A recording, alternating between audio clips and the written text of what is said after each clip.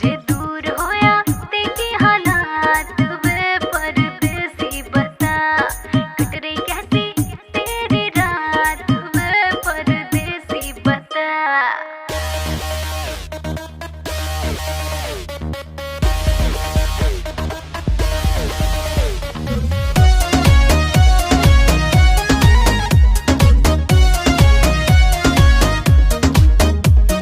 छोड़ गई दिल तोड़ गई, चल कोई नहीं, मैं तड़पा और तू रोई नहीं, चल कोई नहीं।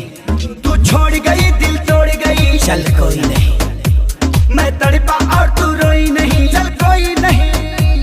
अब तेरे लिए मैं रोऊं सारी रात ना मैं सोऊं, अब तेरे लिए मैं रोऊं सारी रात ना मैं सोऊं, ऐसा रीजन नहीं।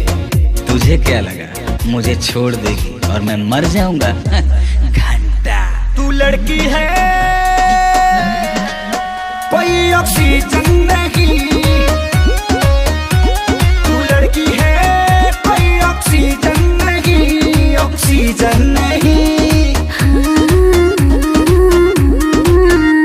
मैं पड़ा था तेरे प्यार में, तुझे मान के बेबी अपना, तुझे डेट किया तेरा वेट किया, देखा तेरा ही सपना, हर पल तेरा मन केयर किया, हर बात तेरे से शेयर किया, और तूने बेबी कहीं और अफेयर किया। हाँ जो दिल पे लगा टूटी टॉप, ये गम तेरा कम जाएगा, छोड़ो गुस्सा रखो फीलिंग फेज में, ये प्यार फिर से जम जाएगा।